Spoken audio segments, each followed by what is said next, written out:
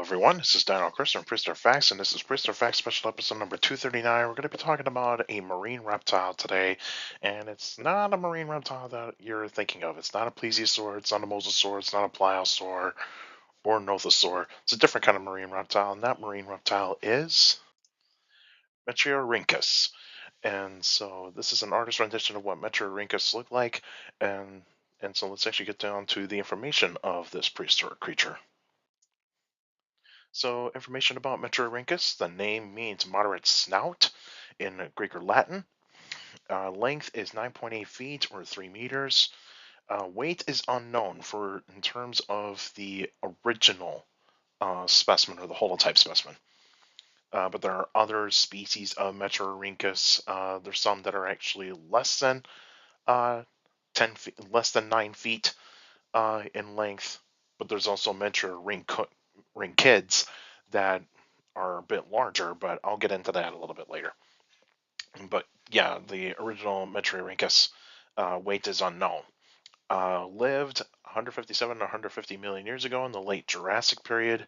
Fossils are found in France, and it was described by von Meyer, a German paleontologist, back in 1832. So this animal has been around for a long, long time. So yeah, this animal's getting close to 200 years of being in paleontology. And so, yeah, let's actually keep going. And so here's a map of Europe. Uh, and this is where France is. This is where I have it highlighted in that hexagon. I tried to find size comparisons, but there was not any good ones that I could find for Metriorhynchus compared to a human being or to like any other animal. And so I couldn't find any, and I couldn't find a really good picture to find in terms of like the fossil material of Metriorhynchus. But all I can give you is the map of Europe in terms of where Metriorhynchus fossils have been found. But most Metriorhynchus fossils are mostly found in France. More information about Metriorhynchus. It is part of the family group of reptiles called Thalattosaukia. And so Thalattosaukias, that includes like some of the crocodiliforms, so the crocodiliforms, so like say crocodiles and some types of archosaurs, but mainly the crocodiliforms. So it's part of the crocodiliforms, but it is not a true crocodilian. It is not a true crocodilian because it is kind of part of the crocodilian family, but it's not a true crocodilian. And it's part of its own family group called the Metriorhynchidae. And so these are like the uh, crocodiliforms that are more adapted to being purely aquatic. So these are purely aquatic crocodiliforms or crocodilian ancestors. And so Metriorhynchids have a much more slender build, so they are not like big and stocky like some crocodilians that we have today, like say the saltwater crocodile, the Nile crocodile. They're not that. Um, they're not that like big, bulky type of crocodilians. They're not that. They're more slender, very sleek. They have flippers instead of like actual like toes or fingers on their limbs, and so they're purely aquatic. So they actually have a purely aquatic lifestyle. And so they actually did live in the ocean majority of the time, or in the seas majority of the time. Metriorhynchids also have a much more slender snout compared to other crocodilians. The crocodilian that you can actually make a case of Metriorhynchids are kind of resemble in terms of a narrow snout is probably like say the freshwater crocodile or otherwise gharials. Because gharials have a much very very slender snout, very thin snout. Um, and Metriorhynchids did also have very needled, sharp teeth for grabbing it, for grabbing onto prey, mainly some prey that is very slippery. Metriorhynchids also had a tail fluke, so they still have the crocodilian type of tail, but it actually ends with a tail fluke. So it would be very similar to, like, say, a mosasaur tail fluke, but these guys are not related to mosasaurs.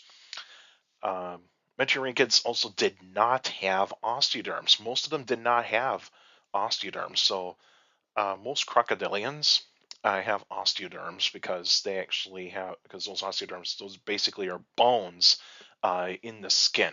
It's bones in the skin, so it's like a good suit of good like armor to protect themselves, and of course to actually help them actually able to absorb heat a lot better too, because since that crocodilians do need uh, the sun to be able to warm up, to be able to move, and also to be able to digest.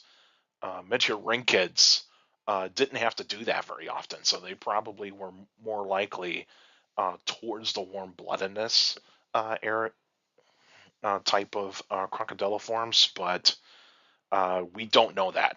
We don't know that. But also with no osteoderms, that means they are able to move around the water a lot quicker and be able to catch prey very quickly, and also to get away from predators because they are going to need speed. And these guys did have amazing speed to be able to catch their prey and also to get away from predators. And of course, metriorhynchids are carnivores. Metriorhynchids are carnivores, so they'll be eating mainly meat. The environment in which Metriorhynchus lived in was warm and subtropical. In an area where Europe is, there was a bunch of islands and a shallow sea, and then you got like some coral reefs. And this shallow sea is basically like the connection of the Atlantic Ocean and also the Tethys Sea. The Tethys Sea is a sea that does not exist today. It actually does not exist today. It was around during the Mesozoic and also the end of the Eocene.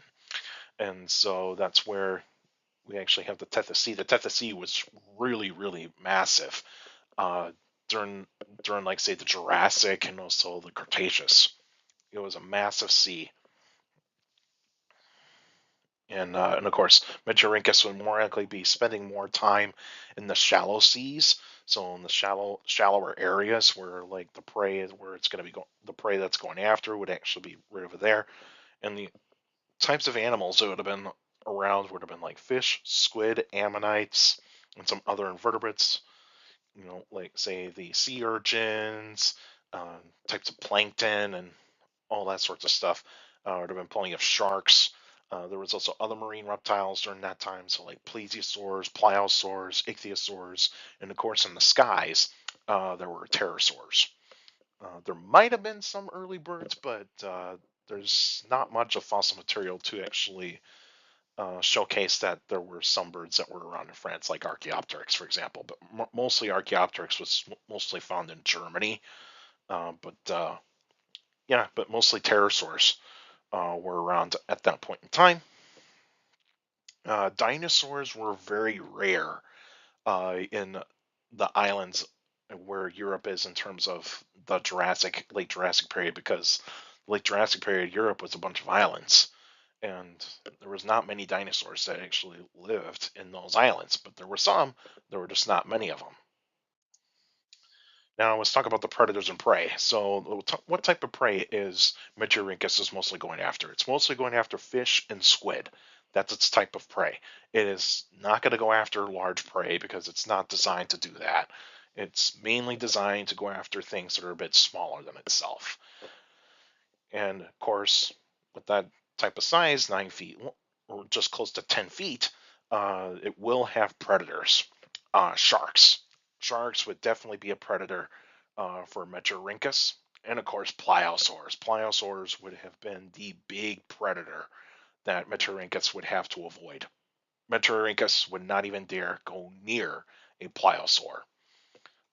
And so pliosaurs would have been the big bads of the late Jurassic during that kind of time. And so Metriorhynchus had to avoid mostly sharks and pliosaurs, but mainly pliosaurs. And so that's what Metriorhynchus had to watch out for. But there you got the predators and prey. Now, the extinction of Metriorhynchus was mostly due to climate change. Laurasia, the large the large supercontinent of the northern hemisphere was still continued to be spread apart to fully give birth to the Atlantic Ocean, to fully start the Atlantic Ocean, and the islands of Europe were still being scattered, and because of the sea levels were still pretty high, and so habitat loss was most likely the cause. And of course, you got larger predators that were coming in. So basically, like say, more pliosaurs and some ichthyosaurs were starting to become faster too. And the plesiosaurs are getting faster. Ichthyosaurs were starting to also become larger as well. And of course, its prey disappeared. So all the fish and squid that it relied on at that point in time, 150 million years ago, uh, was more likely non-existent for Metriorhynchus to actually be able to survive. There was probably some fish that was available for it to eat, but probably some of them did actually develop defenses against Metriorhynchus. And so, yeah, it's most likely due to climate change. And here's a map of the late Jurassic period. And so where I'll have highlight here is this is where Metriorhynchus was more likely living in, right there. And so that part of Europe is where Metriorhynchus was actually living in. And so very shallow sea, and that's where Metriorhynchus is mostly going to be living in. And so the next episode will be on March 6th, 2025, and there'll be a Q&A episode. So if you get any questions about dinosaurs and other prehistoric life, feel free to email me at dinochris71@gmail.com, or just go to my Facebook page, Prehistoric Facts with Dino Chris. Like the page, yes, to post your questions in the comment section. Please put them in the comment section. Don't post them on Messenger. Messengers are private conversations, so please put your questions in the comment section on any Facebook post. And also for you YouTubers out there, like the videos, subscribe to the channel. According to my analytics, I know a lot of you guys are checking out my channel. I'm not subscribed yet, so please feel free to hit that like button, because that's how the YouTube algorithm works. The more likes the video gets, the more likely the video gets spread out to people that are interested in dinosaurs, prehistoric life, paleontology, and geology in general. So please feel free to do so. Hit that like button and also subscribe, and also share the video, share the channel to anybody that is interested in dinosaurs, prehistoric life, paleontology, and geology in general. So please feel free to do so. And also hit that notification bell so that way you can get weekly notifications of every video that comes out. And also I do polls every 3 days now, so you guys can interact with each other by actually participate in these polls. And so since that the reboot of Walking with Dinosaurs coming out in this year, I've been doing a lot of the Walking with Dinosaurs stuff on the polls, and I ask you the questions of what is your favorite prehistoric creature for those like episodes and even the specials. So please feel free to go on and participate in those polls. And also for YouTubers out there, feel free to leave your questions in the comments section, because I do read them all. Your questions do mean a lot on the Q&A episodes. All of you that send me questions via email, Facebook, and YouTube. You guys are awesome. You give me some great questions for the Q&A episodes, so keep up the great work. And also make sure you keep your questions short and to the point. You can also follow me on Instagram at dino.chris.pf. I post pretty cool stuff on there. You can also follow me on Threads, same thing, at dino.chris.pf. I post pretty cool stuff on there as well. Also, take care of the people around you, and also for you younger people out there, to make sure you're listening to your parents, your teachers, and your guardians. It's the best motivation you could have a good education. It's very important to have a good education. So with a good education, you get a good job in the future. That's it for now. Now I'll see you guys next time.